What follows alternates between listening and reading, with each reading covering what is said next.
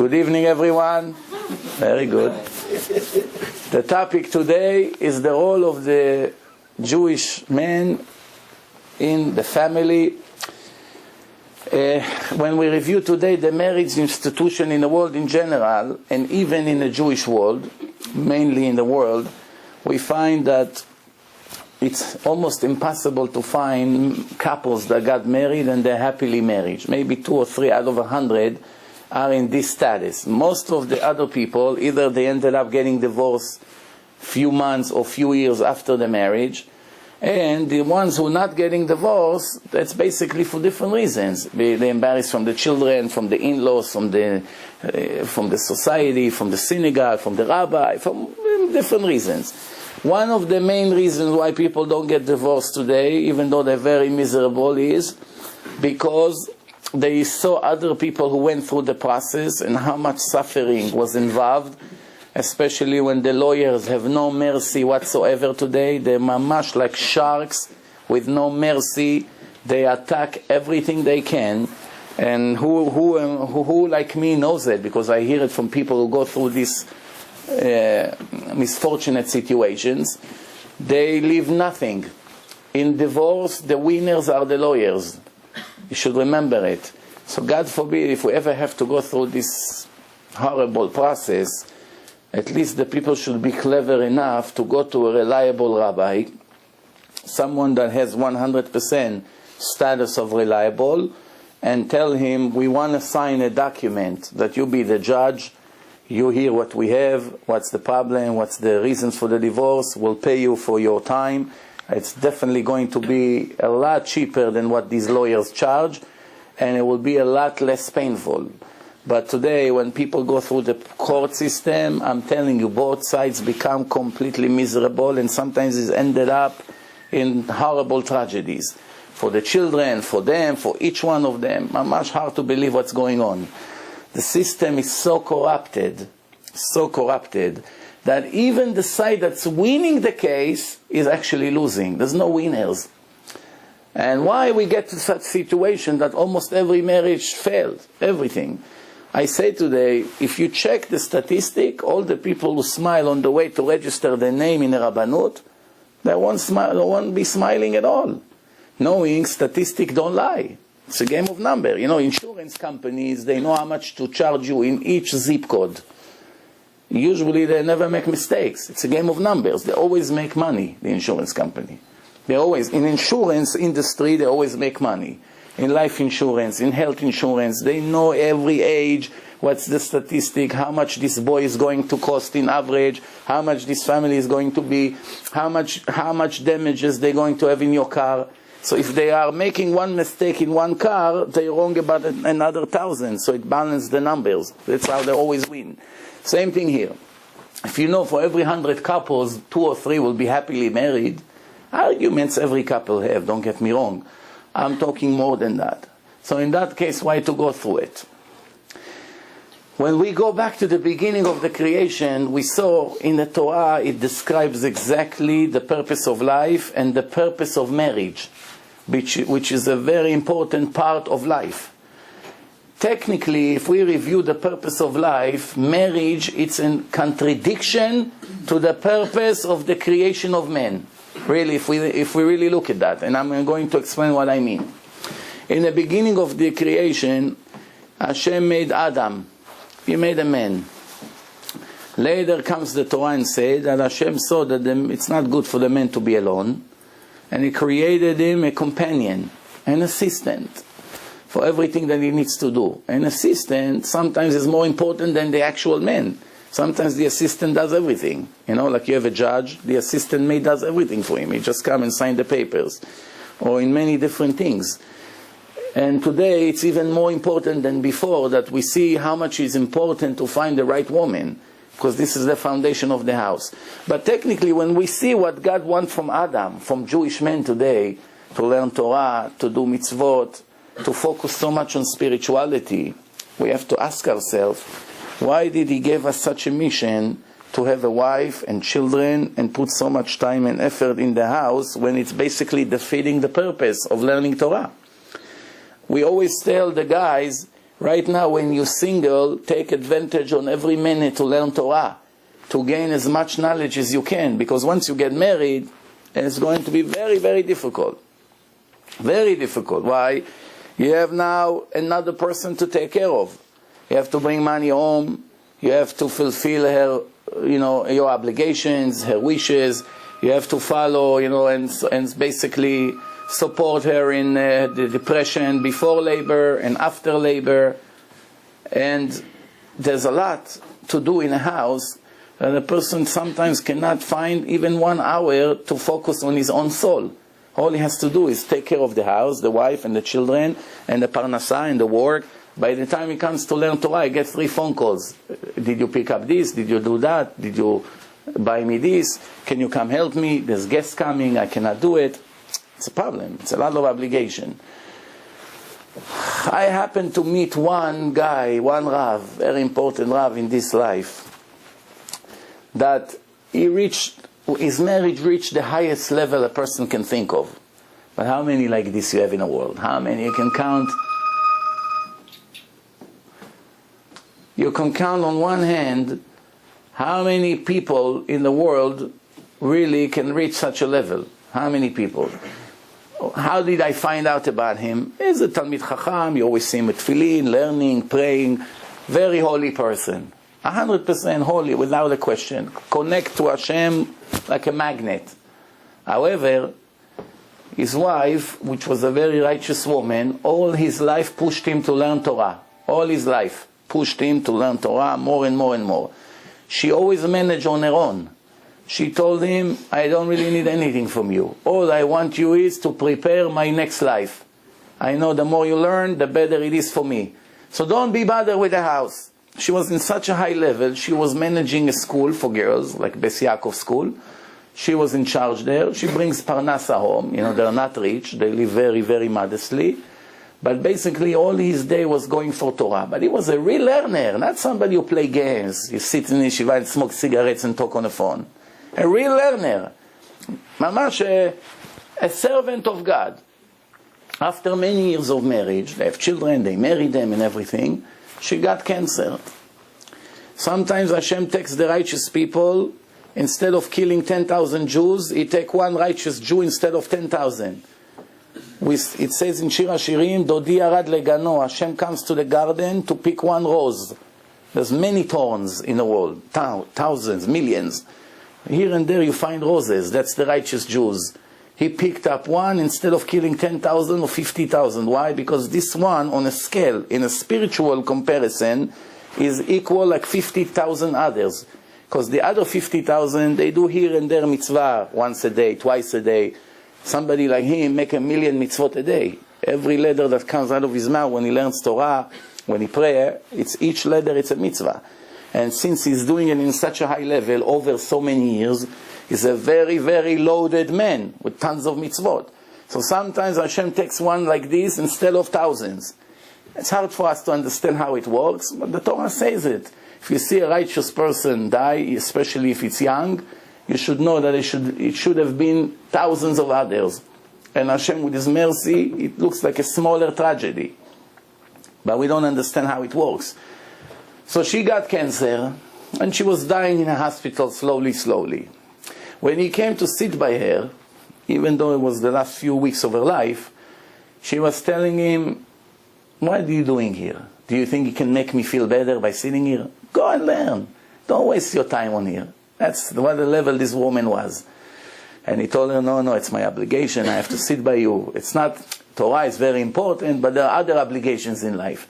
And she didn't agree. No, you should go. Then he told me, after she passed away, her funeral was, I wish we can put it on the internet to see the eulogies that all the people said and what he said about his wife, how 100, maybe more than 1,000 people were crying, screaming.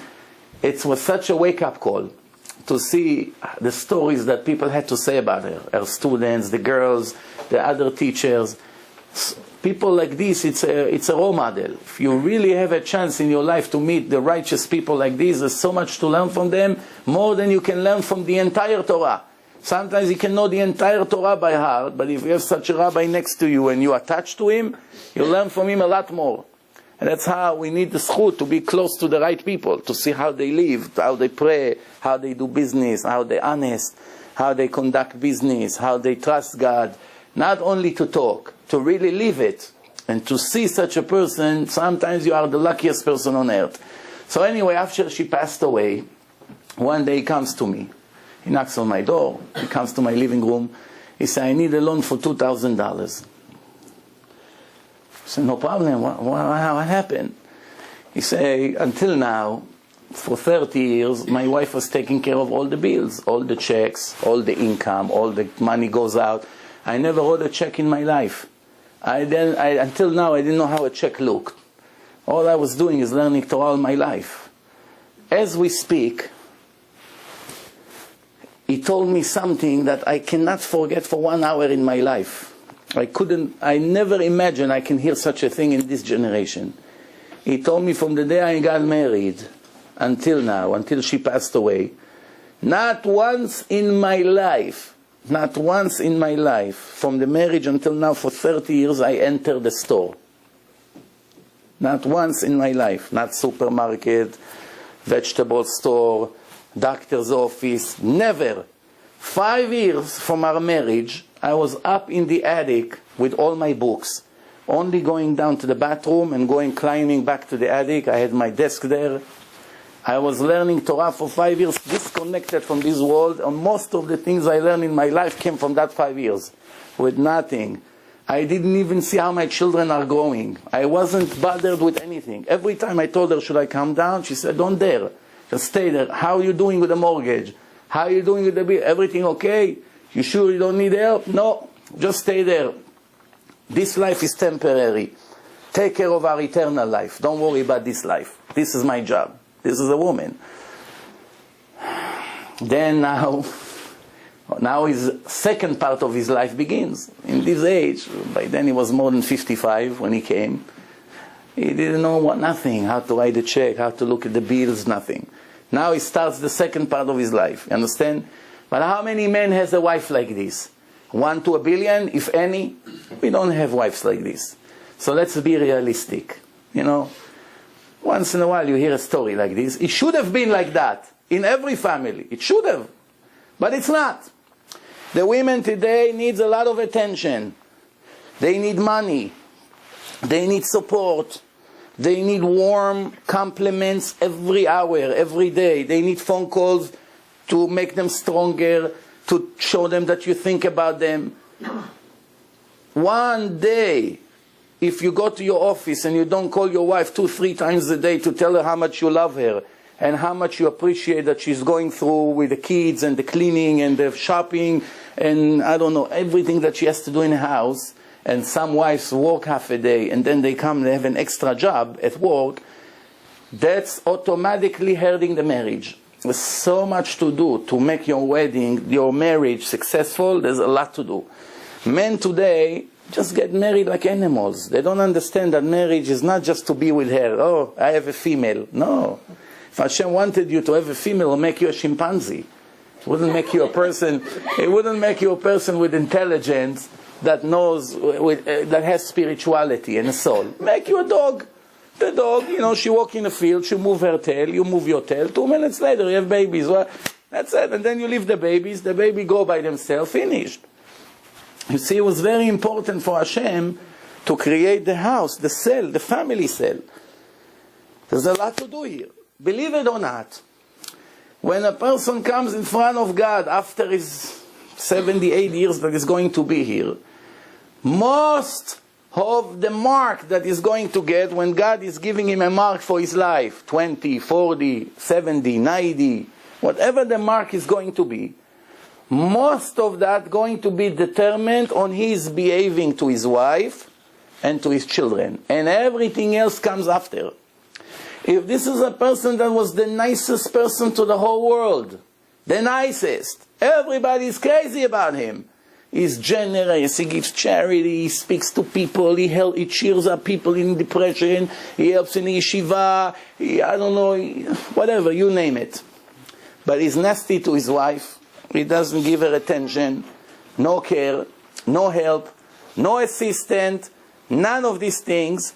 Everything that he's going to do, everything that he does out there will count like zero. Why?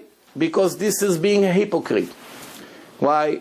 Why do you care about every stranger in the street when you don't care about your own family members?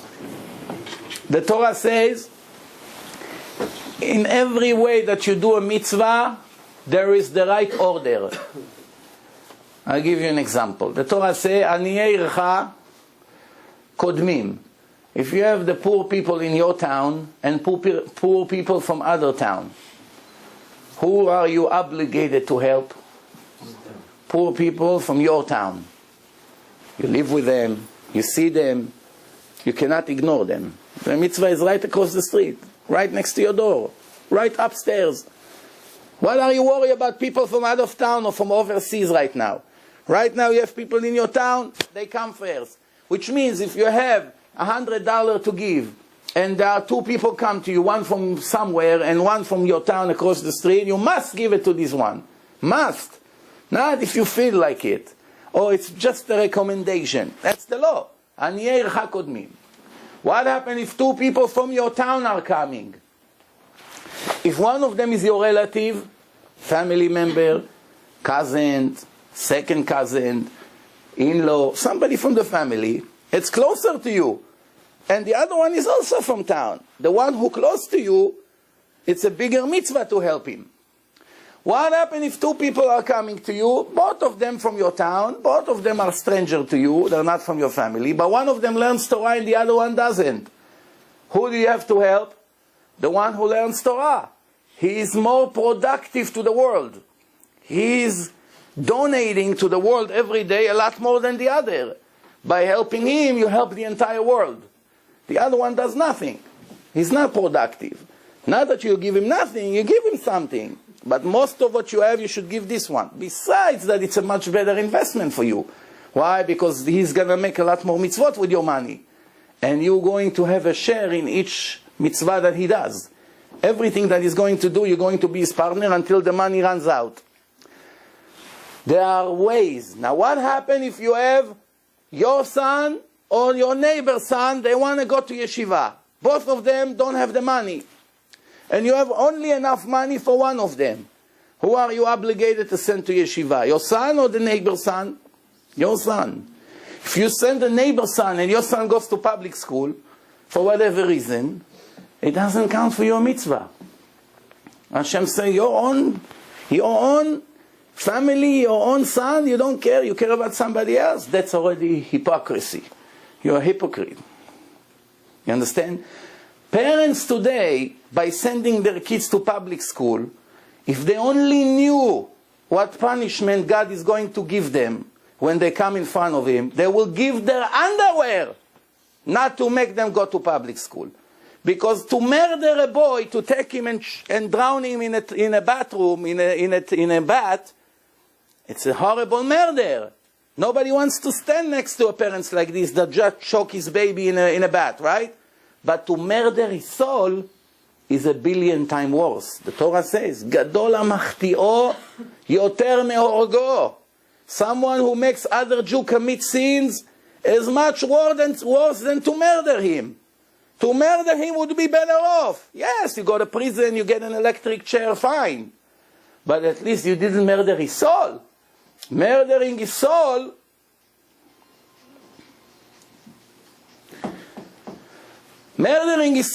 is a lot worse than to murder the body. Everyone is afraid to murder the body. Why? Because the police will come 2 minutes later and arrest you. But to murder the soul, no police is coming. Nobody sees. But you forget that it's been registered in a book of God. Everything that we do, we just forget. But the reality doesn't change. Later we pay the price. Later we pay the price. They treat us like dogs. They beat us up. The kids, when they grow up, they become blacks, they become Chinese, they become Americans, they become Russian, they have culture of the Goyim. They don't want to be Jewish. I'm first American, then I'm Jewish. You ask them. They just made a survey. They went to a place, they gathered a lot of Jews, and they asked, who cares about marrying a Jewish soulmate? From 100 people, 3 or 4 moved to the side. Almost nobody cared. Then they ask a second question. Okay, so you don't care so much if you marry a Jew or not. But after you marry a non-Jew, who wants to give his children Jewish education? Half of the people move to the side. They want to eat the cake, but leave it full. That's what we say in Hebrew. Ochel את העוגה ומשאיר אותה שלמה. It's an expression. They want to live in 2 worlds. Want to be religious and at the same time want to go to Las Vegas. Wants to be religious, at the same time she walk on the street like a model from Paris. What's the problem, Rabbi? Why can't I get dressed nice? Dress nice and dress provocative doesn't go together. Nice, dress a beautiful jacket, beautiful skirt, top of the line. No problem. If you can afford, why not? Who say that it has to be provocative, not modest, open here, open there? Who says? That's the fashion today. Everything the fashion makes today, almost everything is against God's wish. That's called mahtia rabim, committing other people making sins. Committing other people making sins. As we see in the beginning of the Torah, until the Torah was given to the Jews, a man met a woman on the street like 2 animals. Exactly like 2 animals. No obligation whatsoever. If he comes to her and she likes him, and he likes her, and he asks her to move in with him, and she agrees, no paperwork is done, no ceremony, no witnesses, no rings, no nothing. They move in, and they live together, mamash, like 2 animals. And there's no sin. No sin. No, why? There's no Torah yet. That's all the people in the world, the Hebrews and the Gentiles. Once the Jews received the Torah, the world was shocked. No more celebrations. We are not animals anymore. From now, God elevated us to a very high spiritual level. That you cannot touch a finger of a woman. It's a very bad sin even to look at the body and enjoy from her unless if she's yours. She doesn't belong to you, she's out of your territory. You can even enjoy her. Just by looking, what am I doing? Rabbi, I'm only seeing. Hashem made such a beautiful face. Why can't I enjoy? What, did I cheat? Did I do something? Was I disrespectful? Did I say something to her in front of her husband? What?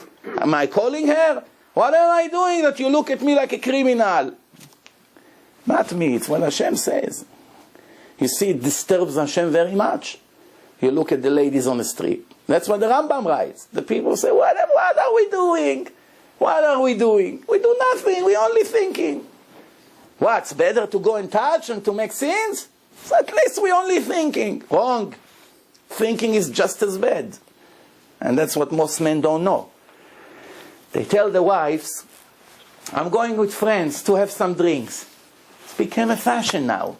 Got married, a few months after the marriage, he's bored to sit with his wife. There's nothing to talk to her about. He's tired of watching all the garbage on television. All his life watching like a robot. Like a robot, like a program robot. Everything comes home, take his suit off, fit, watching sports, this, that. After a while, he's tired of it. So what does he want? He wants to go out. Why in the world a man wants to go with his friends to a bar or to a club to sit and have drinks, if not to look at the other ladies? Who are they telling stories? Only the foolish, naive wives may be thinking that my husband is a great guy, is going to sit with his friend to have drinks. He wants to have drinks with his friend. First of all, to have drinks is already problems. Problems to sit and drink alcohol. It's not respect for a Jew, the son of God, to do such a thing, especially in public, in front of other people, to walk like this, his eyes is all red, he's sweating, speaking like a pig. That's not what the Torah says. Throwing up, taking him to the hospital, for 2 days he cannot work after. This is the Jewish way. This is people who represent the Torah. And he's Shomer Shabbos. Rabbi, but I'm Shomer Shabbos. I even have yarmulke in my pocket most of the time. That's not the right way. But if he really wants to meet his friends and have some drinks, what's the problem inviting your friends to your living room and sit and talk while your wife is there? You have something to hide. What are you talking about? Sports? She can hear. What are you talking about? Business? She can hear. There's no problem. So you talk about business. What are you talking about? No, it's something for men only. Amevin yavin. You understand? People are naive. Not that the wives are happy from this situation. They sit home and suffer. When the wife comes and says, I want to go with my friends also to have drinks, you leave that door, don't ever come back. He goes every other night. Once a month she wants to go with friends to sit somewhere and talk. You go out of here, you finish with me. You go back to your father, don't come back. And don't even dream about the house in Great Neck. I got it before I met you. That's the situation today. They got married to become enemies. Fighting, arguing, no respect, no nothing. What's better? To be single all your life and to get married and abuse one another? What's better? There are three status in life. One is single, disappointed, frustrated, anxious to get married, but staying single. 30, 35, 39, 42. Single. Killing himself. What's going on here? That's one status. The other status is being married, since the statistics show that more than 90% are fed up to here with their marriage, and they thinking about others, and they cheating, and they doing all kinds of things, and there's abuse and disrespect, and who knows what. Who knows what? Cursing, and just the thing that I hear, here and there, it's like make me once vomit from what I hear, going in houses of people. People who are consider themselves traditional. I'm not talking about people who have no God in their life. Somebody like this has no chance to be successful in anything he does in his life. If he makes a little money, that doesn't make him successful. Go check his cabinet, how many Prozacs he has over there. All these rich millionaires. I know, they come to me to speak to me after the lectures everywhere I go. Everywhere I go, to the richest neighborhood in America. I give lecture in almost every place that you can think of. I see how these people come after. I see how they call. I see from the conversation in the first minute or two that this person is a millionaire. And he calls me to complain that he wants to kill himself. It's like, somebody who is just one step before he wants to kill himself, so he calls somebody, maybe he can save me from my misery. So the second status is being married with tons of problems. And then there's the ideal solution of being happily married. Since most people are not, I always tell the single guys, why are you complaining so much? Don't you know that after you get married, you're going to be a part of the 90% from the statistic that suffering hell here? Don't you see what's going on out there? So why are you so anxious to get married? Because unless if you really want to do it in the right way. I always said, if I had the money and the time, I would open a college. How is it possible that I will open a college? I'm not such a supporter of colleges. I think the biggest crooks in this country is the colleges. It's a system with the police, with the government, corrupted system to blackmail people from all their money, to fool them, to force them to learn things that they don't need in their life, to get a lousy degree that in the end they're going to go and work in a job that won't even bring them enough money to eat bread. Baloney. How many people today in this generation are coming out of college and makes tons of money? How many? 5% of the students who goes there? The rest, what are they doing? Most of them don't work in what they learn over there. And even if they work, how much money they make? Like a taxi driver that didn't spend so much time and money in a college. How much money they make? All these people who comes out of colleges today. Another school, and medical school, and law school, by the time they finish paying their student loans, their grandfathers already. Especially today. It used to be good days. 20 years ago, maybe, come out of college, you make some money, you pay the student loans quickly, you become a doctor, fine. Doesn't pay today. The system is so bad, the cost of life is so heavy and so high, it's such a bad investment. What's the alternative? To be a salesman, to find a job, to make money. Maybe you make a little less, but you don't have to spend so much time. But let's say, fine, you be successful, you get degree, whatever. I said the most important thing is to open a college to teach people how to become human beings first. Nobody knows what does it mean to be a person. Everybody wants to step on the head of the other to bury him. Competition, lashon hara, gossip, problems, hurting one another. Nobody knows how to be a father. Nobody knows how to be a wife. Nobody knows what does it mean, husband and wife. People go and get married. No, okay, now everybody dance, drank, beautiful. You go home now. Do you know what does it mean to be a husband? Do you know what does it mean? What happened now? Your wife became pregnant and now she has 2 months depression, which is very normal by women when they get their first pregnancy. Do you know what to do? Do you know your obligations? One guy came to me. I always like to tell this story because it will teach us how much ignorant is painful. How much we can pay for being ignorant. One guy comes to me and says, I'm sure my wife is cheating on me. I say, you have proofs? He says, no, I've been checking for 3 months. Checked her computer, her cell phone, the phone bill. I'm trying to find anything, a hint. With who? I can't find anything. She doesn't go in strange hours, but I feel it. So I said, so what makes you so sure? It's very simple. From the minute we got married, we were like magnet. Everything perfect, we're together, everything looks great.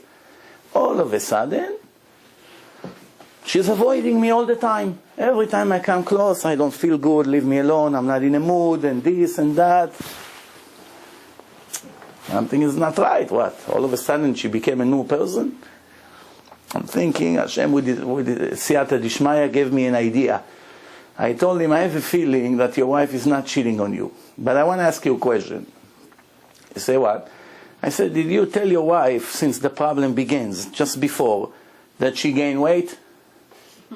He looks at me and says, yeah, she did gain weight. I told her, I want her to lose weight. So here you go. That's the source of all your problems. You ruined your marriage, you ruined your life, you ruined everything. What? Don't be so extreme. What did I do? Big deal. I told her she had to lose weight. No, she understands that. Yeah. She lost all her confidence being with you. She doesn't want to be with you together in a room. She lost her confidence. If you would learn about the psychology of a woman, you would never dare to make that mistake.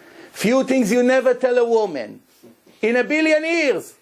Even if somebody give you a suitcase with $1 billion, believe me, it will cost you more if you say it. You never tell a woman she gained weight. You never ever tell a woman when she cooks something, you should make it like my mother do.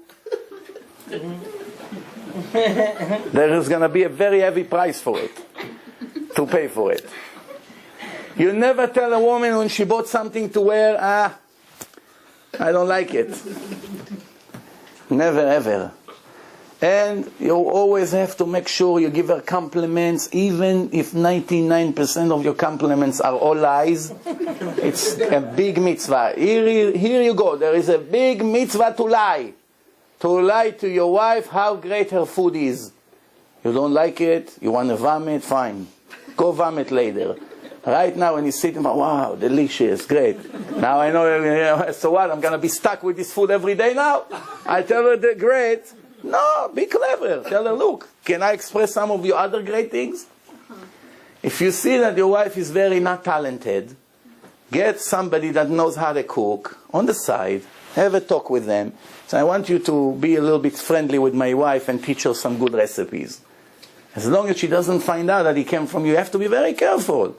Yeah, I feel comfortable with my wife, we like buddies. What, I have to play tricks? Yes. You never complain about the mess in the house when you come home from the kids. What do you care? So tons of toys in the chocolate, the milk is on the floor, I don't know, the diaper fell from the garbage, there's bad smell in that. What do you care? What do you care? You come, you do what you do, and you go to sleep and go tomorrow to work or to yeshiva. What do you care? What's the big deal? It's all at Satan Yetzer Hara. The Satan is a genius. All his job is to instigate, to always make things and this and that. Always. Satan is a genius. He's very happy when the couples are getting... And when usually most of the fights? Before Shabbos. Friday afternoon. To ruin the entire Shabbat. To ruin the entire Shabbat. Sometimes the man wants guests on Shabbat. The wife doesn't want. You have to listen to her. You cannot do mitzvot on somebody else's efforts and blood. It doesn't count a mitzvah. Your wife doesn't want guests. She's lazy. She doesn't want to cook. She doesn't want to shop. She doesn't want to clean. Fine. Why did you choose her? Now you're inside already the system. That's it.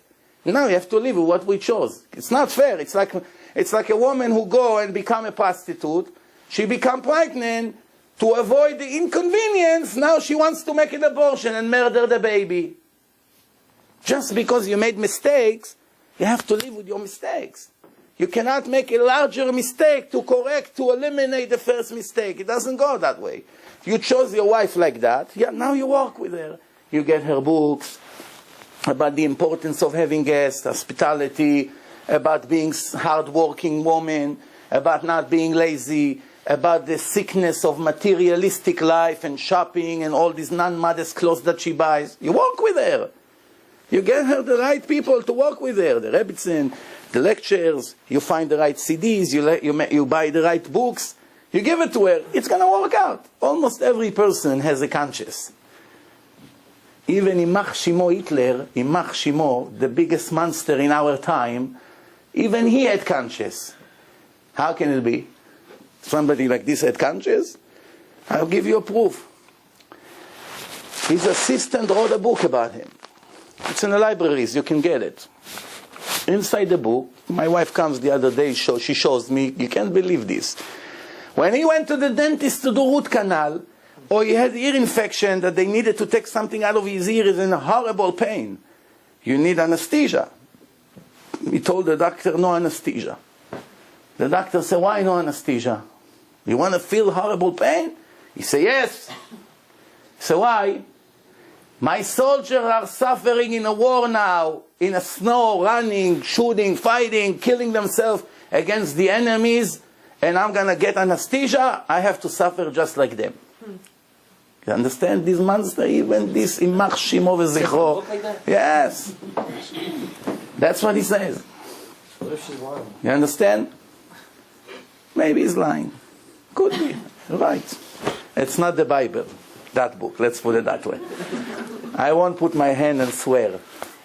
Maybe in court, yes, but in front of Hashem, we got to be careful. But he brings a lot of things that happen with him in his life. All these Hamas terrorists, when they see little kids, all these future terrorists that already teach them age 3 to hold the gun and step on the flag of Israel and United States, they don't love them? When they see one of these young terrorists died, don't they kill themselves? They also cry for them. Not all of them, but some of them. So you see that even these people have some kind of conscience. We are much better than them. We have a Jewish soul, you have to understand. It's not prejudice, it's none of these things. Hashem told us the secret. I chose you to be my children. And then if we would know how lucky we are to be Jews, we would run on the street from morning to night dancing just for that. Now everything else we wouldn't care about. Just the fact that we know that Hashem chose us and put us here, and we are His children, and He gave us a Torah, and He told us that we are His children, that should be enough for us to be the happiest people on earth. The happiest. We wouldn't worry about this problem and the other problem. So going back to what we started, if I had the money and the time, because it's a full-time job, I would make a college teaching about marriage. The marriage institution. There's a lot to learn. So much to learn, you have no idea. There's a lot to learn. First of all, In order for the marriage to be successful, a person must constantly work on his character. He has to improve his character, his personality, his traits constantly. If he leaves these kinds of efforts for a month, he goes down. Right away you see a drop in his level.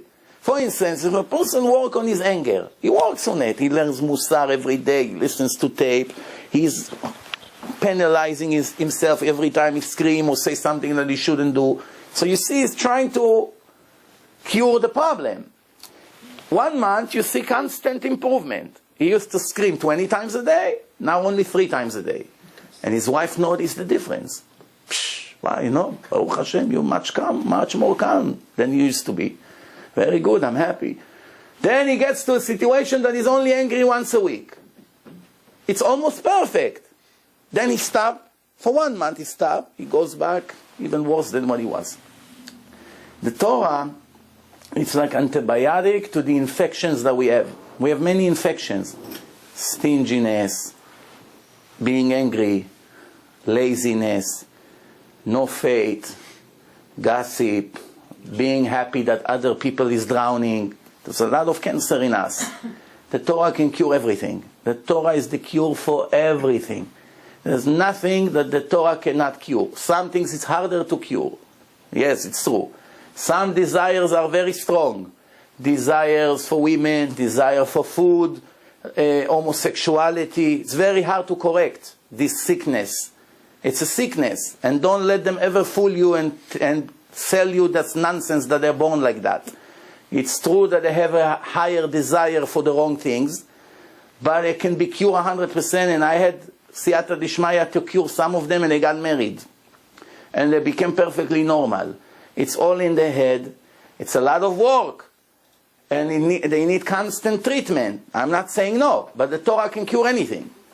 Anything. And if there was a situation that a person is born like that, and it's not in his free choice to change it, God wouldn't give them the worst punishment in the Torah.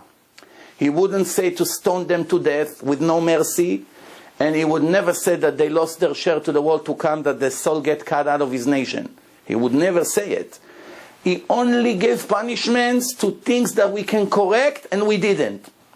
Nobody ever got punished for having blue eyes. Nobody ever got punished for being born with blonde hair. Nobody ever got punished for being short or too tall.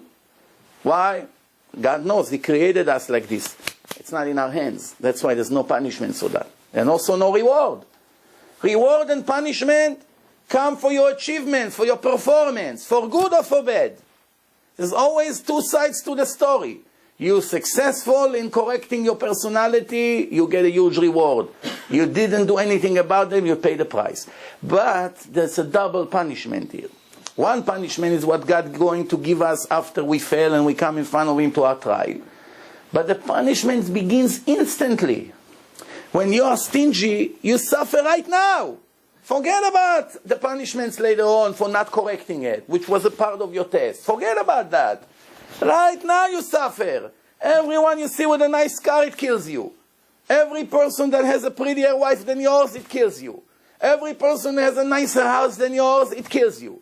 Every smarter person you see, it kills you.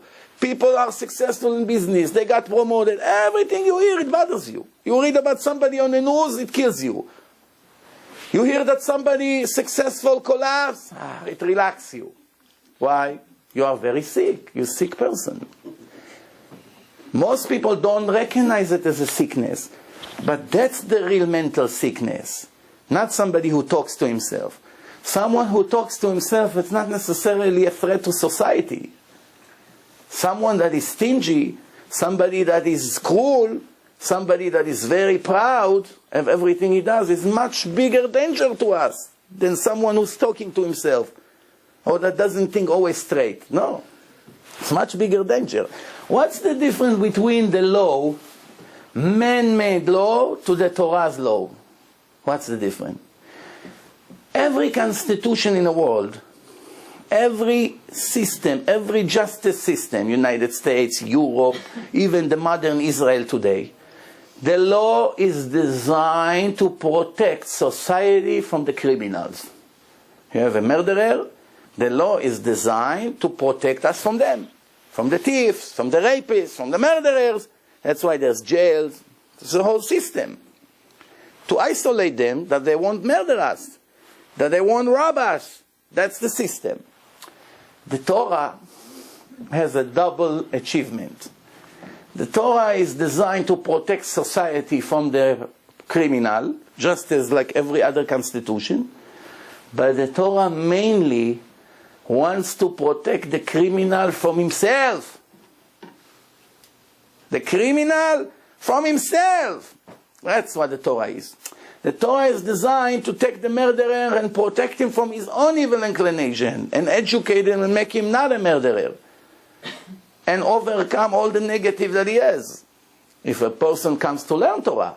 However, since so many people don't even never open a book in their life, how do you expect them to correct the problem? So first rule in marriage is first to work on your personality. Sometimes people come to me for shlom bayit. I see how they talk. I see how they dress. I see what car they're driving.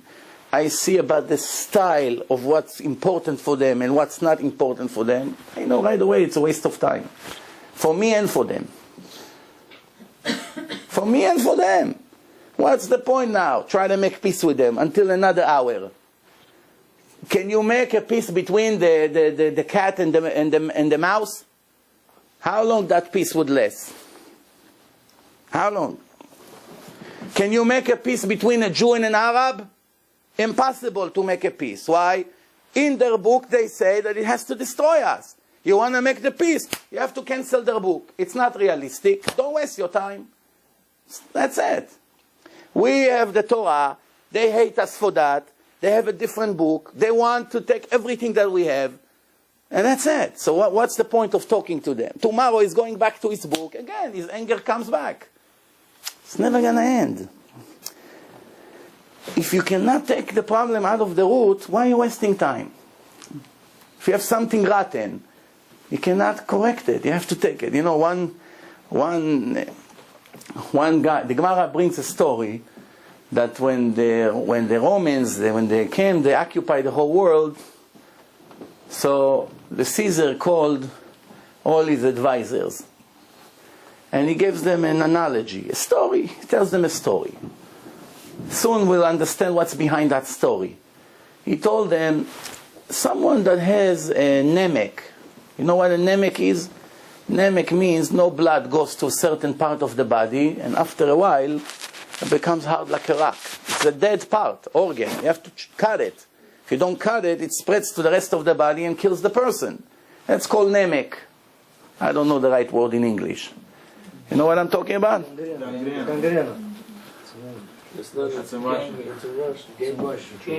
Gangrene. Gangrene? Yeah. No.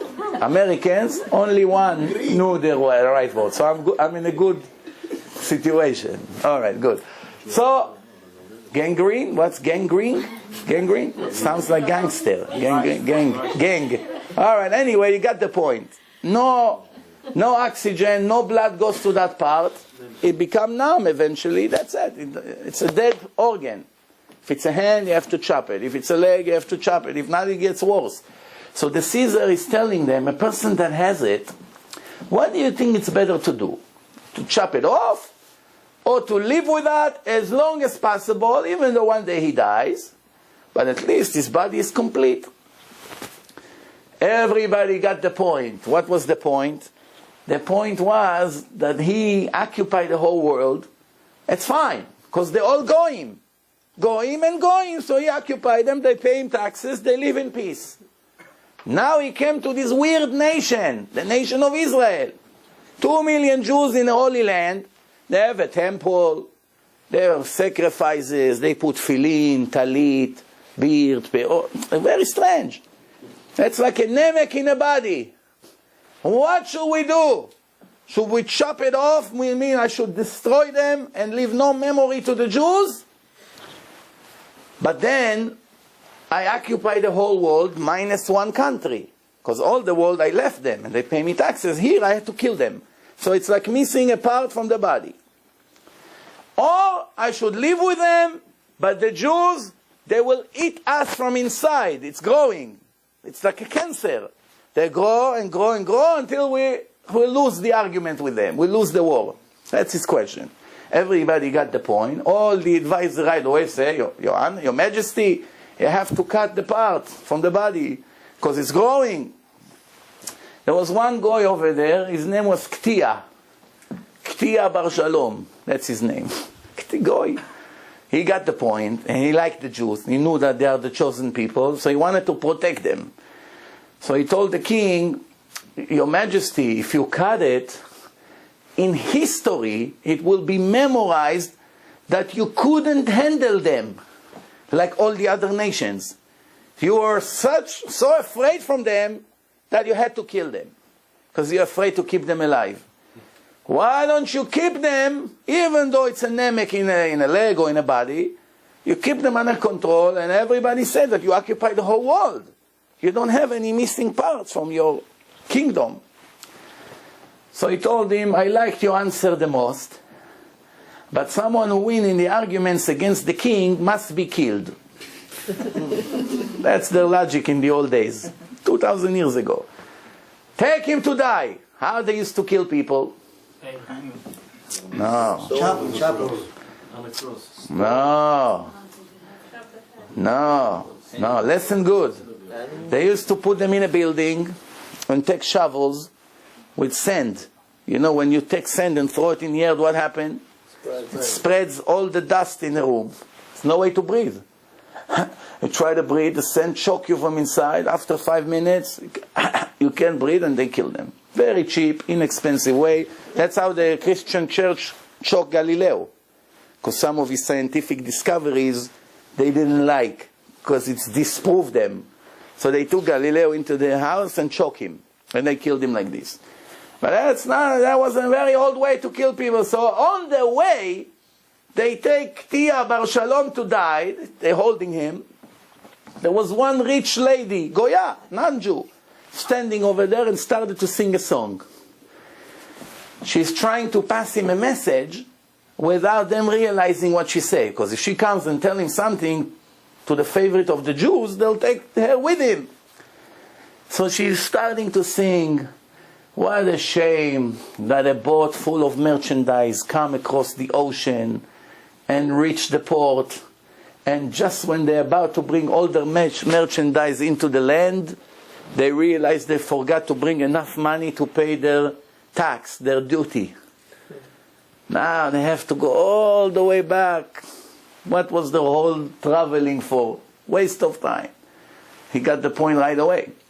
She was telling him, what a shame, you risk your life for the Jews. Now you're going to die for them, and you die as a goy. At least you convert first. At least you have a share to the world to come, because this is the eternal nation. At least you be one of them. He got the point. Just when the guards didn't pay attention, he took a piece of stone and circumcised himself. And he says, I paid my tax.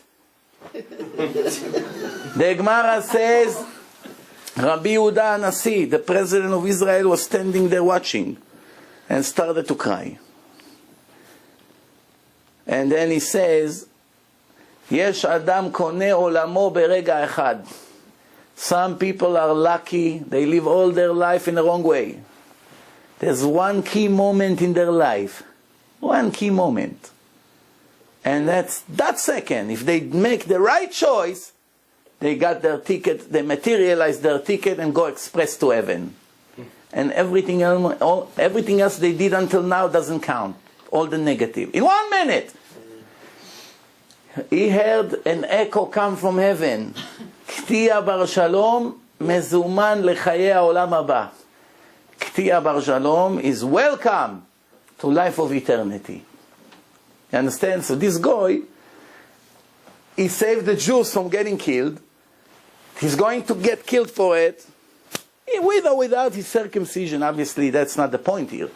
The point was that Rabbi Yehuda Nasi was standing there. He is 120 years old.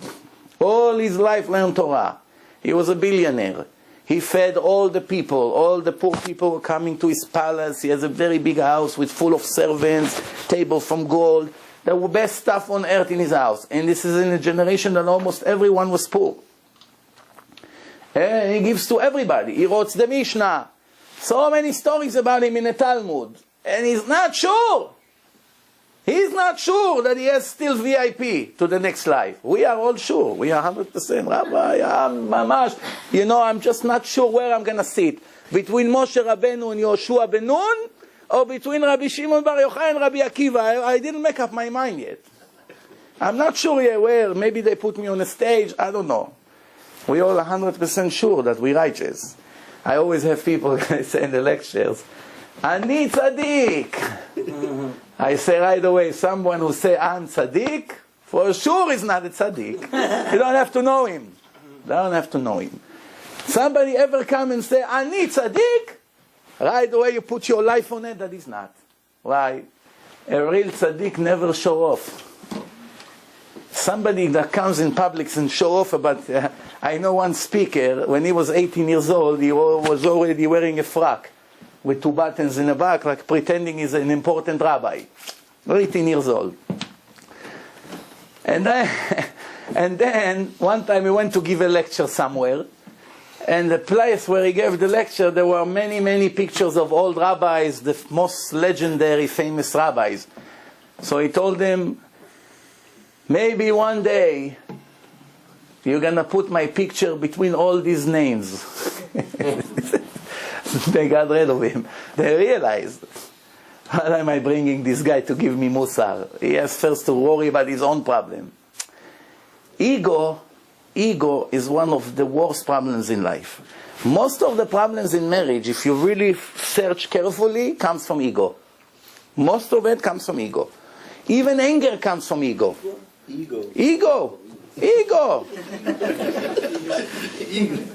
A person is full of pride. Person is full of pride.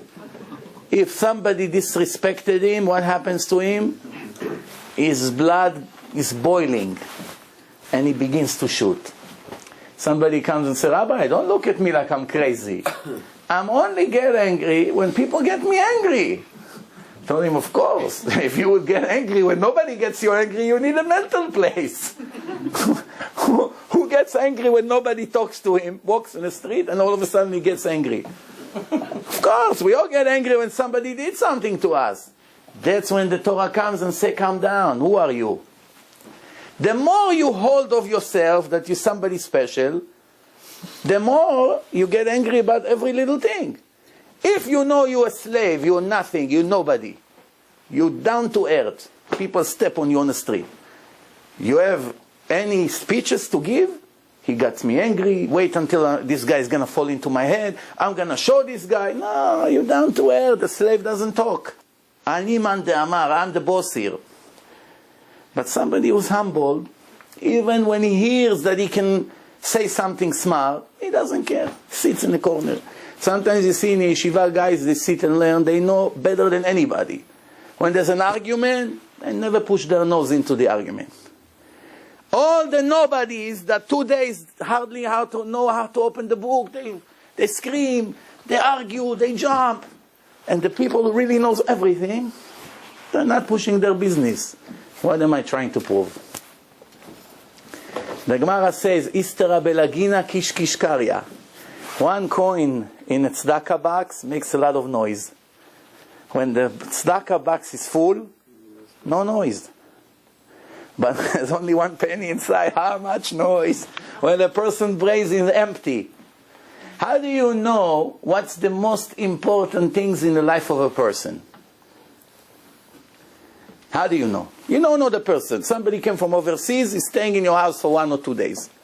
How do you know? What comes out of his mouth the most shows that this is the center of his life.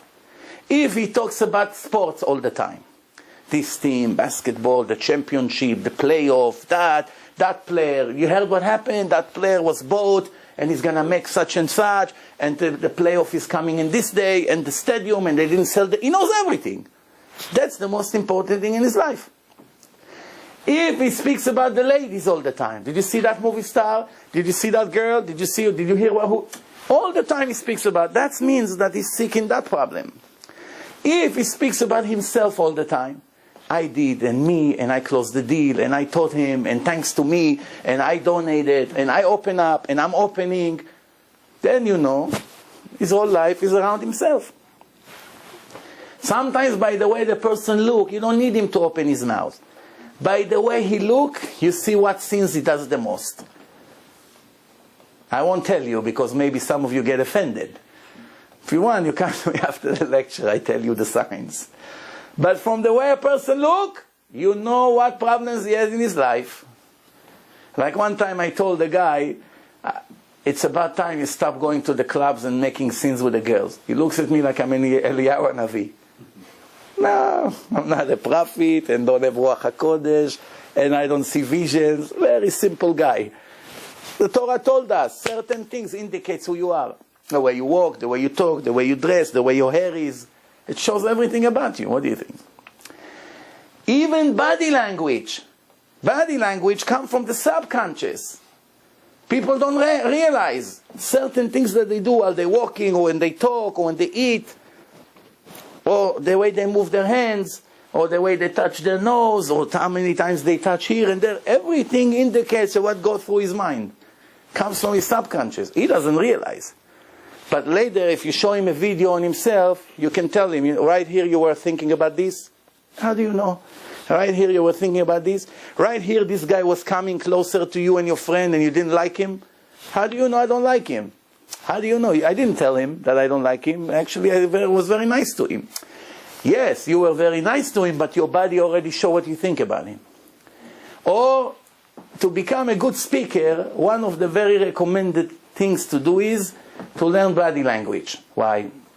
Because most people are not rude. They're not going to go every 5 minutes in a watch and go like this. When is he going to finish this guy already? Oof. How long? It's already an hour. They look at the host, the one who organized it, they want to kill you. Most people don't do like this. They sit polite. They eat their heart and hope and saying Tehillim, Shir Lamalot, when this lecture is going to be over. But they don't know if the speaker knows body language, he can already tell what they think by the way they sit. For instance, if they sit like this and smile, they enjoy every minute. If they sit in the edge of the chair like this, they sit like this in the edge with their hands like this, with the back like this, they're dying to leave. When is it going to over? They're almost getting up. They don't realize. They think, look at me, I'm so polite. So there are ways to know what the person is thinking. If they play a lot with their cell phone, that means they are bored. They try to keep themselves occupied with something. All of a sudden, you remember he has bills to look at, or to look at his emails. He won't do it in the middle of a movie. He paid $20 a ticket, whatever it costs. You understand? So there's ways to know. Anyway, going back to what I said. So in order for us to be successful in our marriage, first we have to correct who we are. If we don't want to deal with ourselves, we don't have a chance to be successful in our marriage. Why? Because in marriage is a lot of sacrifice. Every day, every hour, you need to sacrifice. You have to put your ego down. You have to be humbled. You have to volunteer, to help. And even things that it's not your responsibility. You come home at 9 o'clock, you had a horrible day. You worked so hard in the office. You didn't even have time to eat lunch. You come home and your wife was sitting all day basically, like they always think, the men always think that the wife was sitting all day sleeping, doing nothing. That's what what do you do all day? Usually, all these men that tell the wife, what do you do all day? If we show a video, what they do, and what the wife do in an average day, they won't know where to hide. When they see what they really do and what she does. How do you know it? One time the wife asked him to be a babysitter for 2 hours. She has to go to parents' conference in school, be with the kids. After 2 hours, he want to jump from the window. Then he says, in a moment of honesty, how do you do it all day? All month? Oh, it drove me crazy. Oh, when he has to cook something, his wife is in a hospital, she gave birth. 2 days he has to take care of his own food. He see how much involved to make one little meal, to go to the supermarket, to buy, to clean, to peel, to cook. Yes, wow. How do I never appreciate? No, nobody appreciates. Only demands. Do this, do that. If she forgot to send the mortgage on time, it's a World War III. How many times I told you have to be careful on our credit, you have to send the mortgage on, he's willing to murder her. The credit get ruined. Better the credit won't get ruined, but the marriage will be destroyed. Better. No, that's it. Now usually when there is two people with ego, the man and the woman, this is how it starts. He makes a comment. Who the you think you are? Don't talk to me like this. And he answer, and she answer, and then she's going with the baby to her parents for 3 days. Once, she comes back. Second time, third time, it's over. Now, when people are married in such horrible situation, but they don't want to get divorced, they're embarrassed. What's better? To stay like this and abuse one another, verbally, physically, whatever, or to get divorced? Raising children in such an environment is destroying their souls, destroying the kids. The kids grew up like this. They scream like the father, they behave like the father, they say the same words in school. What do you think? Some kids call their parents, we see that your son beat up all the girls. He treat them like garbage. Little boy. Why? That's what he sees all day in the house. It's affecting him already. He's 3-4 years old. Already he behaves like this. Giving orders, ruling people. He's not appreciative. He takes everything for granted. Who does he learn it? From his parents. So better sometimes to be separate. What's better? To kill them also?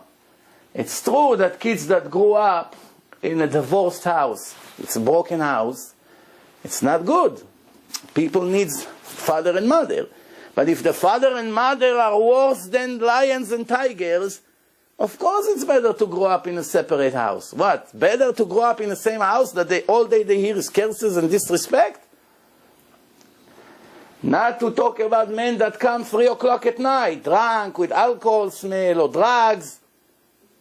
The things that I hear, what they do in the house sometimes even. They go to the room, they think nobody smells what they do. You understand what's going on? People like this don't deserve to be married. And Hashem one day take away their marriage. How many people come and tell me, if I knew the things I know today when I got divorced, I'll never get divorced. I wish I knew half of what I know today. Why didn't you know then? Why people only learn about their disease when the disease comes? Learn before not to get it. There are many things we do, eventually we have high cholesterol. Why didn't you learn before? Didn't you see millions of people have it and they get a heart attack one day? It's better to be smart before it happens. Not after. Now you have a problem, you need a surgery, now you begin to open and check. You go into the internet and begin to check what's this pain and what's that pain. The idea is to get the medicine before the sickness comes. I want every man to understand, the man that sits here and the man that will hear this lecture was mainly for the men. We spoke about women, we will speak about women in the future. Today it's the men, that's the highlight here. A man has to realize, before we finish, the wife is the most important thing in his life. She's the second half of his soul and God puts them together. If he won't be nice to her, he missed his life. Everything. He kept Shabbat, he did mitzvot, he gave charity to the shul, beautiful. But he missed the main thing in his life. It all starts from the closest people to you. It's your wife and your children. If you're not good with them, you missed your life. Don't think, since I'm very nice to everyone, Hashem will understand me. She's a pin in the neck, I couldn't stand her. She's nudnik, she drives me crazy. I have to do this for her, I have to do this for her. Yeah, women sometimes do wrong things. But there are ways to handle it. There's ways to handle it. And you have to go to the Torah, what the Torah says. One woman was making tea to her husband every day. For months. He drinks the tea. One time he left a little bit, very little. And he left, and she said, let me finish it. Her husband. She drank, she almost vomit. It was very salty. She used to put salt. She thinking it's sugar. She made a mistake. She put salt in the sugar can, and she put salt. For months he drinks salty tea, and he doesn't make a comment. You understand what's going on here? He doesn't make a comment for months. For months. Why the food is not hot? Don't you think it's time for you to get up when I come from work and let's see, he comes very late.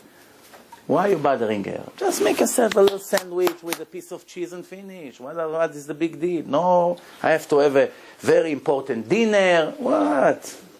People think they're going to be here forever. They love themselves so much. The food is a little bit cold. Calls her again. She's out in somewhere. He calls her up. Why the food is not ready? What is this? You're lying. Big deal. Just take a few cucumbers, one tomato, one piece of bread, eat something and finish, 2 minutes. Some people came to this world to eat. Some people eat to live. You have to make up your mind. What are you? You live to eat or you eat to live? Most people, what do you think they are? Yes. Why are there so many fancy, bombastic restaurants opening up? Why? Because the people become more rotten. The more rotten the people are, the more flashy places are opening up.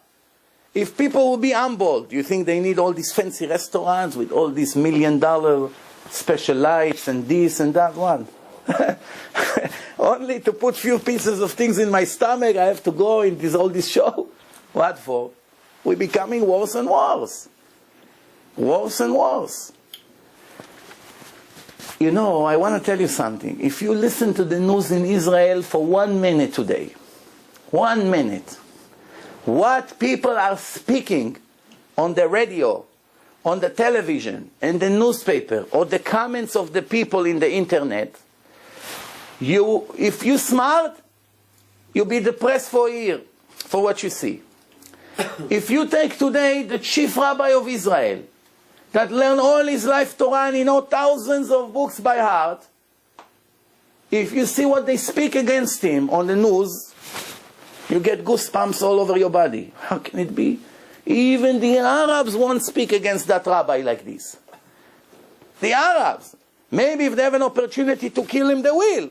But to speak against him like this on the internet, they won't do. But they have no shame whatsoever. And they sometimes put their real name. When they have a model, what's special about her? She stands in front of the whole world naked and show her body like a cow or like a monkey. She brag about her body. What an embarrassment. Jews that brag about their body, that she's a little bit tall or she has a body. And everybody go crazy. People run to buy her pictures and this. It shows you what losers we became. No other way. I have a cousin, he's a judge in court. I spoke to him 2 days ago to get from him legal advice for a Jew that has a problem in Israel. What needs to be done in his case?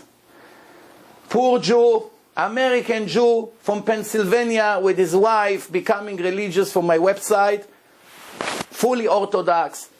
They go, they buy a place in Israel in the north, they take a container, they ship everything to Israel. They want to make aliyah and live in a religious neighborhood in Israel. No, so far sounds great, huh? When they come to Israel, I always say, a Jew without religion is much worse than a goy with religion, even if the religion of the goy is false. Remember that, it's very important. If you have an opportunity to do business with a Jew that is not religious, or with the goy that is religious, even worshipping idols. It's better the goy that worship idols, or Buddha, or J.C. Penney, or Muhammad, or whatever it's going to be. At least he's afraid of somebody. Before he steals, he knows there's another authority. A Jew that doesn't believe in Hashem and disrespect the Torah is not afraid of anyone. Anyone. The first opportunity, bury you alive. Especially if you have bad characters and bad personality. And what's the proof that I'm right? The people in the duty in Israel, some of them are worse than Nazis. worse than Hamas terrorists. Jews, how can they call themselves Jews? An innocent American Jew that is 100% handicapped. He had a big accident. He can hardly move his hands. Even tefillin his wife has to put on his hand. That's his situation. He's not wealthy. He's average or even below average. All his life paying the bills. Not every American Jew is a millionaire. They think that all those Americans that come to Israel are all millionaires. No. Some of them only move to Israel because the cost of life is there is less than New York. He gets to Israel, they don't release his container.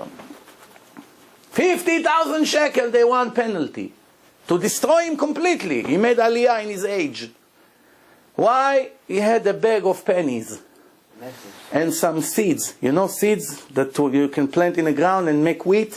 Wheat, so, you know, seeds that people put in plants, a little bit seeds they have. You didn't tell us you have seeds. You smuggled the coins. So what? How much the coins worth? Few $100 all the coins? What is this? No, it's for business purpose. Lies, one lie after the other. And every day they change the story. He try here, they say a different answer. The next day he sends somebody else to help him out. They come with a complete different reason. All of a sudden it's not the coin, it's the watches. He had few watches. Then when somebody say watches, what watches? No, it's the seeds.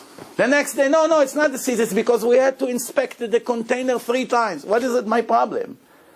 You inspect the container, you saw I'm innocent. Let me go. It doesn't have furniture, no beds, no... And every day that he doesn't release the container, $150 penalty. To bury him alive completely. Nobody to talk to. People with no heart. You understand? That's what's going on. And I call up my cousin, the judge, to ask him what can he do. Lucky he's the judge in the same area. So in case like this can end up in his court.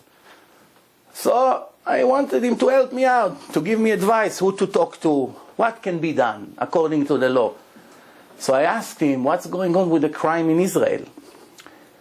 What's going on? Every hour somebody get murdered. Every hour somebody get murdered. Every hour you turn the news. Try.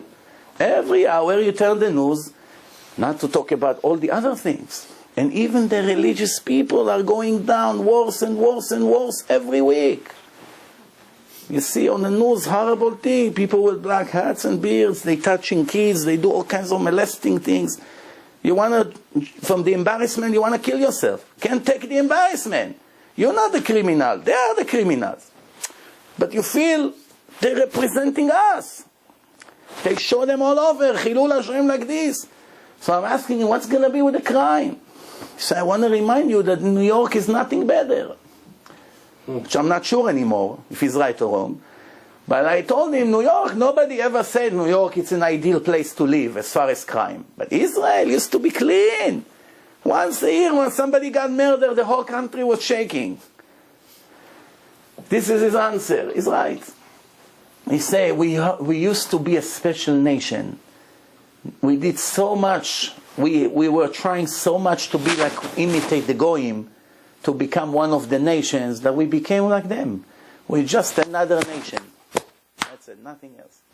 We're like the Americans, like the British, like the Chinese, like the blacks, like the Puerto Ricans, like everybody else. So what do you expect? I didn't want to go into a religious argument with him, to tell him why we became like this, because we left the Torah and left Hashem.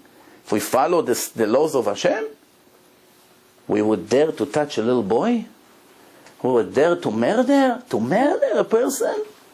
How will I show my face in front of God in 10, 20 years from now? Knowing I murdered a person and his kids became orphans. I would die from fear. I couldn't live a second. They murder and 2 minutes later they eat a bagel. In the middle of the day, boom, boom, boom, get on the plane, not even nervous. Walking. Get in a bicycle and go. You understand how dangerous a person becomes without Torah? Now you may ask me, you just say that religious people also do bad things. Check which religious people. People who learn Torah and Musar every day, they don't do these things. Even if they have things to be corrected, nobody is perfect. They can't touch a little boy. Which religious people? People who don't open a book 10 minutes a day. The infection is growing. So what if they have a beard? The Indians that kiss the legs of Buddha also have beards. And they believe in a statue. So what if they have yarmulke? The Arabs, the Hamas terrorists that murder kids and put bombs, they also have yarmulke. So what? So what if they kiss the mezuzah? You know how many Chinese kiss the mezuzah? I once went to remove mezuzot from a business in Manhattan. My friend used to own it. So he told me, you know, do me a favor, pass by the store. I sold it to this Chinese guy. I'm embarrassed to go back now to take the mezuzot. Tell them you're the rabbi and you need the mezuzot back. I said, okay. I passed by the store. The Chinese guy sees me. I put my black hat on. I come in. Right away he saw me. Yes, can I help you? I say, yes. I'm the rabbi. I came to take my mezuzot away. I say, what? I say, this. He said, no. I'm also religious. The Chinese guy tells me, I'm religious. I believe in God. I say, I know, but it belongs to us. I came from far away to take it, I said. He said, no, how much? Takes a bunch of money like this. How much? You could tell him $1,000. He give me $1,000 as far as he's concerned. But the halacha say, mezuzot is for Jews. You have to take it back. How much? I say, I'm sorry, no, I have to take it. So as soon as I remove the front, there are 3 mezuzot in this place. The front, on the entrance to go down on the stairs to the basement, and in the basement there's an office. 3 mezuzot. I removed that one. I made 20 steps. I came to the stairs. By the stairs I took the second one. By the time I got to the basement, he already removed the one from his office. I said, where is this one? I don't know. This one didn't have.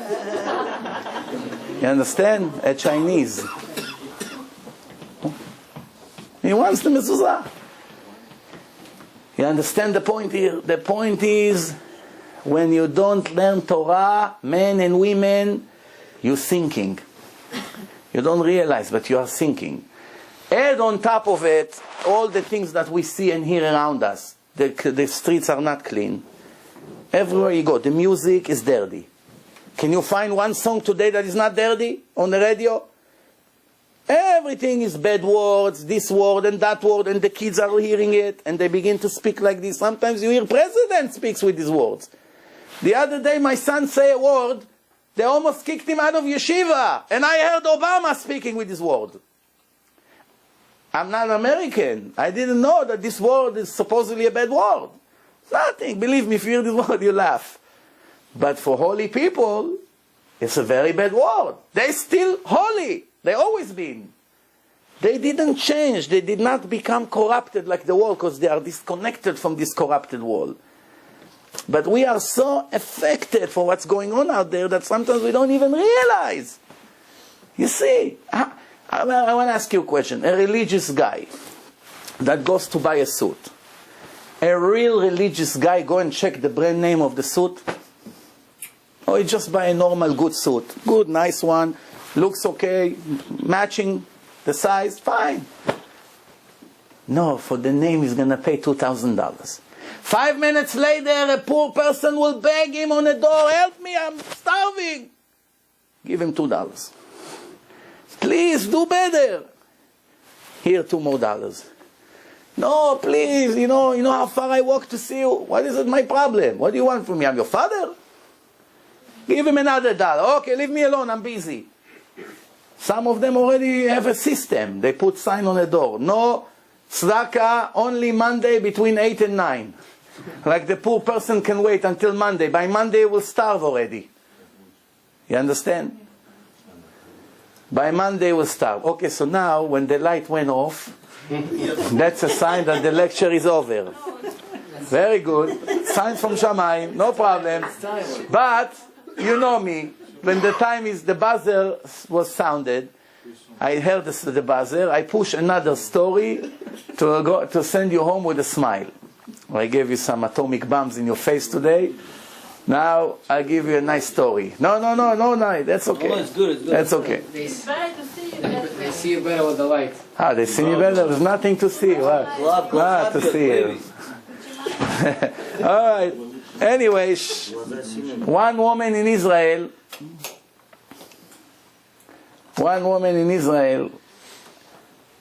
her husband died. She became a widow. She doesn't speak Hebrew well, and she obviously don't read.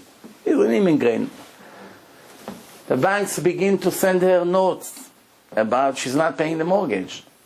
Notice, first notice, second, third. She doesn't know about her husband, what bills he was paying, nothing. She's in her own world. Then the bank sent her a notice with red letters. Last warning, 2 weeks before they kicked her out of the house. They evict her with her kids. One relative, nephew or somebody, came to visit her, widow, wanted to do a mitzvah. He comes. He says to her, he sits there in a house. All of a sudden, guess what? He see that note. He said, what? They kicking you out of the house in 2 weeks. So what are you talking about? He said, what? Don't you read this? Don't you read the notice that they've been sending you? They said that they already sent you a few warnings. I don't know how to read Hebrew. So what do you do with all the notes? I put them in a drawer. Very clever woman. Ignores the letters. He told her, you owe 70,000 shekel. 70,000 shekel? I hardly have 700 shekel. How am I going to pay them 7? So they don't understand. It's a big problem. What are we going to do now? He calls up the bank. It's a widow. She doesn't speak Hebrew well. She doesn't read. Give her extension. We'll try to raise the money. Sir, we're very sorry. We've been months. We're sending her messages. She ignored us.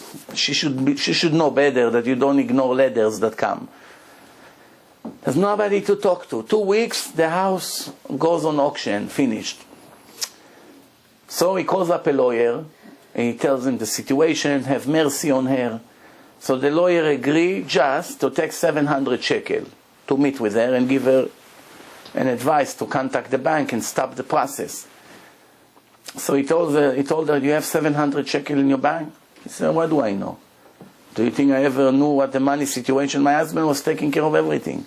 So okay, go to the bank, see if you have 700 shekel. Now we're talking in the days that there was no computers yet. And it's more than 20 years ago. You go to the bank, it's all with notes, they write it. That's how it was, manual. She goes to the bank, she says, I want 70,000 lirot. Lirot used to be the old coins. They changed it to shekel. She lives in her old days. She said to the teller, 70,000 lirot, which wasn't anything special, because now it became shekel. So the woman was sure that she's speaking about 70,000 shekel. Who speaks in lirot? Lirot was a few months ago. That's it. It's over from the world. So the woman starts to make piles of money, 70,000 shekel. She takes from the other teller. She goes inside. She brings more money. She counts. She writes. Sign here, sign here. They write her name. They give her a whole bag. This woman, her head is not exactly a genius. She takes the bag, turn around and leave. The guy comes to pick her up from the bank with his car. She goes into the car. He said, what did you bring here? Sandwiches? What do you have there inside? She said, look, I went to the bank. Look how much money they gave me. I asked them for some money for the lawyer. Look how much money. He looks inside. I said, what is this? You robbed the bank? So I don't know. This woman, I asked her, give me 70,000 lirot. She gave me this. No, wow. But I don't understand. You had all this money in the bank? I don't know. Okay. Let's first pay it to the bank, then we worry what we're going to do with this bank. He goes to the branch where the mortgage is. I brought you all the money. He counts the money. They give her a release. She pays everything. Okay. Now, he goes the next day to the bank. He doesn't want to get her into trouble. You play tricks with the bank in Israel. It's not a recommended thing to do. Next thing you find out, they take your laundry machine out in the middle of the night. So he comes to the bank to smell around what's going on here. So he say, yesterday my aunt, she came here and this and that. So he speaks to the bank manager. You see the eyes of the manager is coming out. Wow, we made a mistake. She doesn't even have the money in her. She doesn't even have 1,000 shekel in her. How we gave her 70,000 shekel? He calls the teller. What? What are we going to do now? So he tells him, please, I'm begging you, don't talk to anybody about this. Keep it between us. If they find out that we made such a mistake, they'll fire me and they'll fire everybody here. He said, okay, so what? Can she give her the money? He said, no. She already paid her mortgage with the money. No, don't tell me this. I'm begging you, please give back the money. Like, the guy is religious. He said, don't worry, relax. I'm not a thief. I'm going to pay you back the money. Give me a few days. Now when she paid back the mortgage, it's all current. I'm going to get her another mortgage with lower rate. I'll try to work it out. Give me a week or 2, 3, whatever it is, and I'll give you the money. We'll refinance. Please, please. 3 weeks later, he comes to the bank with a check. Here is your money. She got a loan from the bank, no problem. The manager of the bank was so happy. From his pocket, he gave her 3,000 shekel gift for being honest and returning the money, saving him all the headache. He didn't want to get fired. So they paid the money and this. But she was telling her nephew all the time, don't worry, Hashem is not going to throw me with the kids to the street. And he's screaming to her, what do you mean? 2 weeks you're on the street. No, you're crazy. Innocent, believe in Hashem. Hashem is not going to do this to me. I'm almana, I'm widow. Cannot be. When she came to the car with the bag, he could, what a mistake. What's the chance something like this happened? Even though it was in the old days, there was no, today with a computer, it's 1 to a billion. But still, one guy called me up from San Francisco. The bank made a mistake a month ago. What's the mistake? He had an account, stock market account. He called them up, he told them close that account and transfer the money from this account to my saving account. And he has 2 accounts, one saving and another saving. Next morning he gets up, he see $80-something thousand in this account and the same amount in this account. They gave him twice the money. So he was very happy. Now he's calculating how much he wants to give for CDs, tzedakah. Told me, wait, before you celebrate, wait a day or 2, you see that they catch the mistake. In the end, they don't make mistake. Oh, you sure? No, the money is available. I can go and get it now. I said, no, you're only thinking that you can. Wait, tomorrow, the next day calls me up. They took the money. But I make mistakes sometimes. If he really went to the bank and took it out, maybe he was able to get it out. But then it's going to show a negative balance. You understand? They make mistakes. And there are crooks in America, believe me. They take advantage on every mistake that they do. But we are not afraid from the bank and not from the FBI and not from the police. We are afraid from one. If we are kosher Jews, we have to always think what Hashem is thinking about me. What is he thinking about me? To abuse my wife, to neglect my children, not to check on my children what they do, where they are, what are they using, what's in their cell phone, where they're going, not to follow them, not to know where they're going. Don't believe what they say. Where are you? We're going to the gym to play basketball. Go and follow them, see where they really go. Especially here in Queens, Brooklyn. Every 2 steps to the street is millions of dangers. Some places, it's boring. There are few places to make scenes. If your son is not home, you know where you can find him. There's one place, the other place, this. In less than 20 minutes, you catch him somewhere. Over here, no, go and find where your son is. Where are they now? 10 o'clock. They had a commercial on television. It's 10 o'clock. Do you know where your children are? How true is this commercial? Because people just live with that. Whatever the kids tell them, they believe. Where are you? I'm with my friend. Where are you? I'm home. What do you mean you're home? I see you in a restaurant with a guy. You following me? Understand? I hope this lecture will be productive for us, the men, and for the women, to know that if we don't want to work on ourselves, the marriage will not be successful. To be nice to others and not to our own soulmates is the worst thing to do. The rest of the mitzvot won't count if the wife sit home and cry. One rabbi was late from the yeshiva by 1 hour. His wife was crying, worry where he is. There was no telephones in the old days, and he died. So the Gemara say, a tzaddik that stayed in yeshiva extra hour to learn Torah, and he made his wife worry and cry for 1 hour, Hashem say, there's no forgiveness. Learning Torah. Going to sit in a bar, smoking, nargila, and drinking beers with his friends like I don't want to say like what? This is marriage, this is Judaism. Alcohol, these, tattoos, all kinds of stupid things that people do. Where does it come from? Emptiness. He's not happy from his marriage. He's not happy from his family. Only cares about his stomach, his pleasure, this and that. It gets to a point that the Torah, the Gemara say, Oivei ish anshe beto. The enemies of a person sometimes is his own relatives, his own kids and wife. There have to be a silent war in a house. She's hiding money from him because she knows that it's just a matter of time until they get divorced. And she knows she's going to need money for the lawyer if she wants something. And there are men that get divorced. They don't care to see the wife and the children dead, as long as she won't win. And I tell them, I don't understand. You don't fight only against her, you fight against your own children. I'm not talking about these crazy men that come and kill all his kids. You know how many cases like this you hear every year.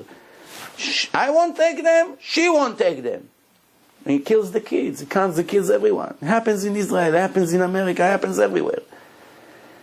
It started when people didn't know what marriage is. The day they got married, in America they have a very stupid thing. They make a party. They bring dancers and this. That's already show you what lowlifes they are. You want this marriage to be successful? Celebrate, buddy! You have another week. You're going into jail. Presenting the marriage like jail. No, what do you expect? Instead of be the happiest person on earth, he finally found his other half. Buddy, your days are over. Smile. And they make jokes about it, and everyone is happy, and everyone is miserable. You understand? We don't want to be them. We want to be like the Torah says. There's a lot of work to do. Im en ani li mili. If I don't take care about myself, nobody will.